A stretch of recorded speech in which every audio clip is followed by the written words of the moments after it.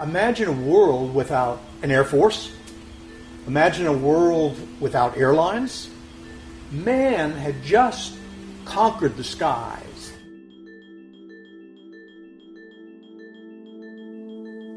A 100 years ago, the Air Service was just beginning, a service that would defend and protect the skies of America, and it all started then.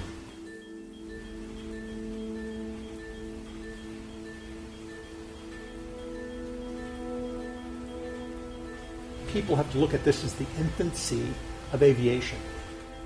Everything they did was the first time, and they really many times didn't know what to expect. So it took a lot of courage to push the envelope. Them guys that flew these things back then had to be daredevils, and they had to be good pilots. You know, of course, they was trained in them to be. So, you know, very adventuresome, I'd say, to even get into one of these back then.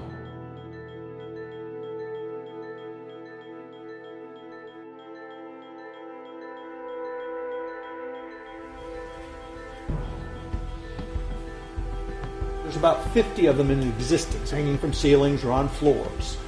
But in the world, there are only 7 of them that currently are flying.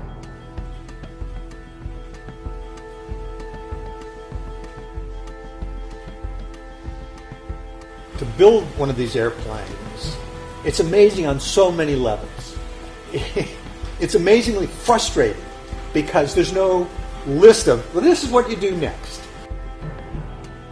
If you see a Jenny or a DH-4 wing uncovered, it is a work of art. Everything varnished, top of the grade, old growth wood. Beautiful and complicated. All I knew is that the Jenny was an iconic airplane, and it was something that seemed worth exploring, see if there's a possibility. And who knows, maybe one day I might be able to fly it.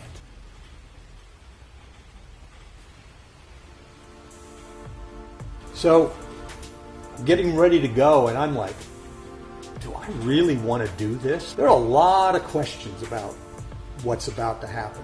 But the one thing that boosted what courage I felt I might need to take this thing off was the relentless number of hours, time, and commitment of all those that had come to bring this icon of aviation to this particular moment, to see it in the air. Off we went, and it flew. You know, I've been asked, does the Jenny have a personality? And it does. First of all, it's a lady. I can tell you that. But a lady like no other lady. She's pretty demanding. You can't take your hands off the controls or your feet off the controls because she just takes off where she wants. Even if you're trying to control her, she all of a sudden decides she wants to take off a little, she can do it. I'm one person. The Jenny is a collection of people. But I tell you, I wouldn't sit in that cockpit if it weren't for this phenomenal team of people. Just like my landing. Yeah, you're still that high off the ground. To sit in a 26-inch wide cockpit that Charles Lindbergh learned to fly in, that Amelia Earhart learned to fly in, that Jimmy Doolittle learned to fly in, is just the wow factor. It is a privilege.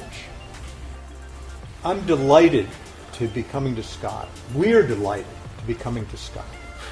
Delighted to be part of the 100th anniversary of Scott Air Force Base. And I count myself one of the luckiest men alive to be able to experience that and to share it with the rest of America.